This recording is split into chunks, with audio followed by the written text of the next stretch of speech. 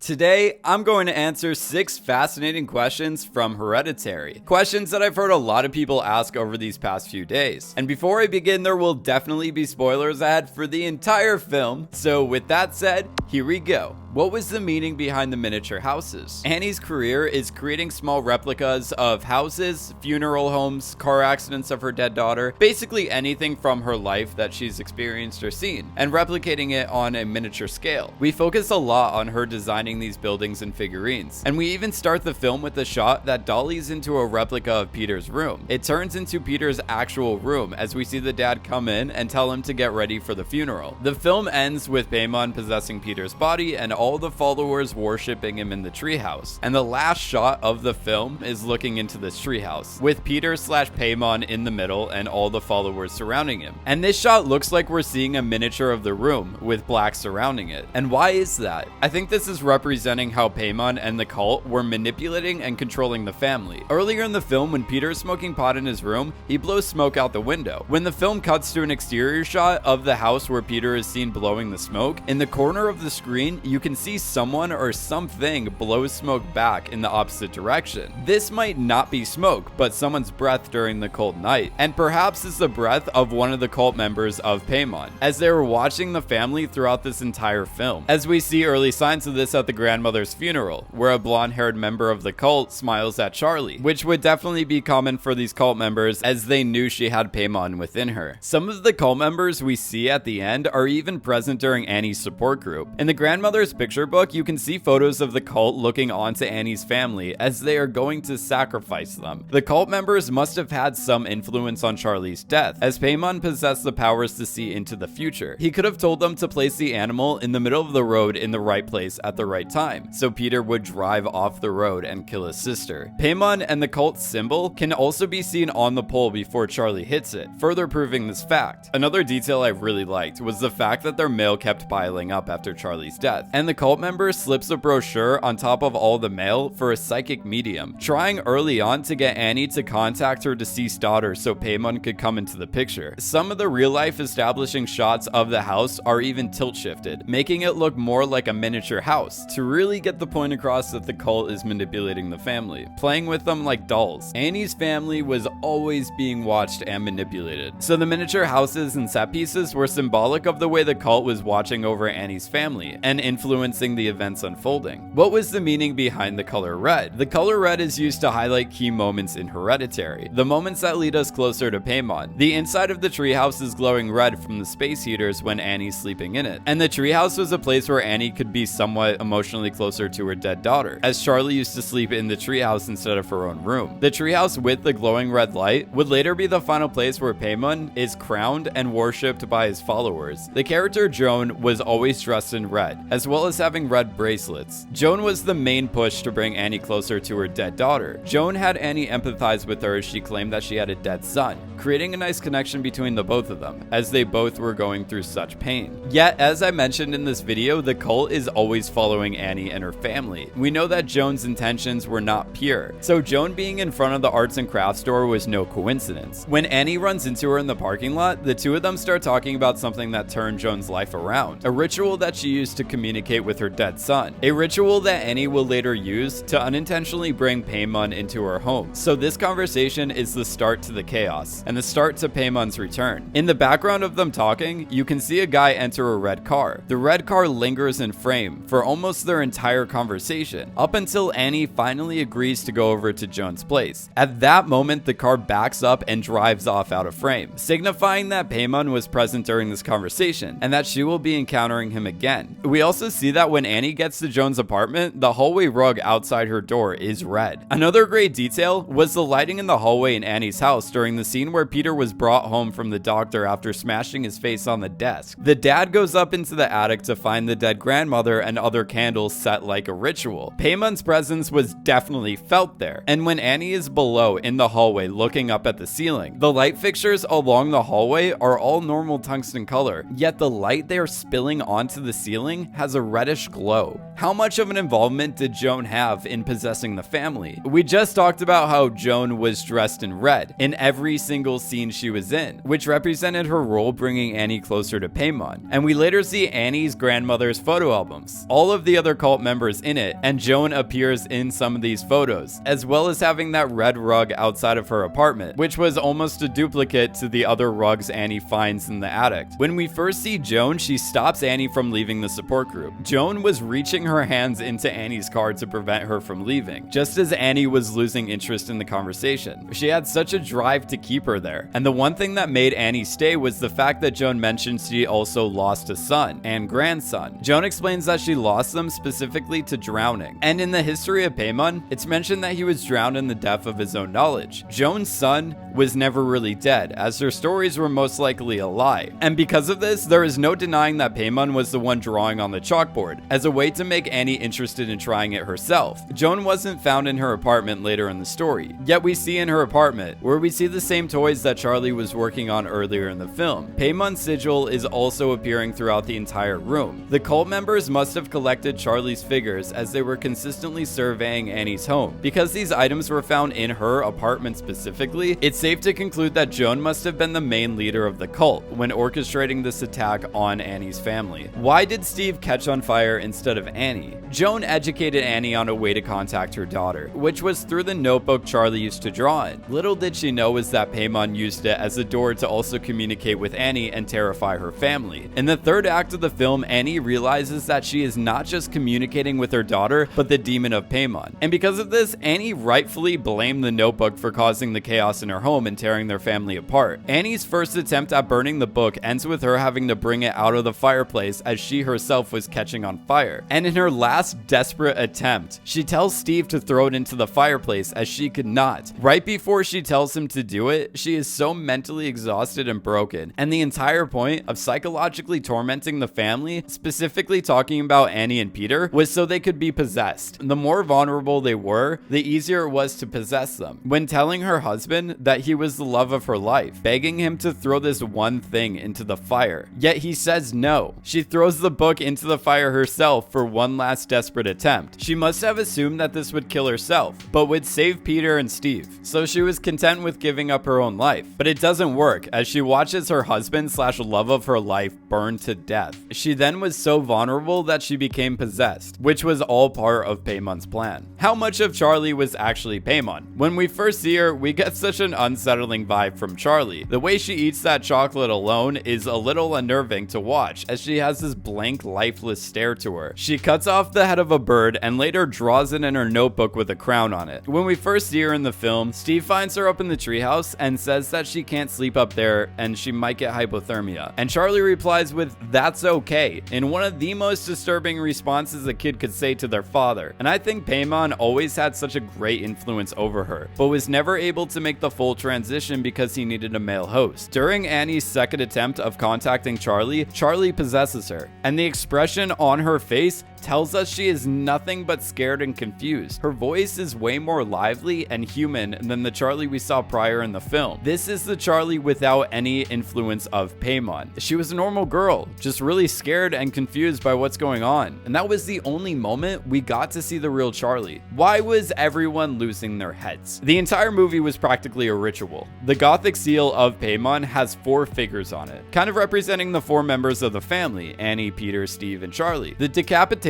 was somewhat representative of how the family members were losing their minds. But when looking at the ritual meaning behind the decapitation, you have to understand that Paimon possessed a lot of knowledge. He specialized in knowing the past and future events, as well as having the ability to clear any doubts. As I mentioned earlier, he drowned in the depth of his own knowledge, and any signs of arrogance was thrown into destruction. The head removal was part of the summoning of Paimon, an offering that was part of his ritual. Paimon would give infinite knowledge to those who worshipped him. The head was just symbolic of the knowledge he was going to give to the other cult followers. And those were the 6 most interesting questions I've heard a lot of people ask so far. And if you guys have any questions yourself, feel free to comment below. And if you love analysis on horror sci-fi content, please subscribe to keep this channel going. As always, thank you guys so much for watching, and I will see you in my next Hereditary video.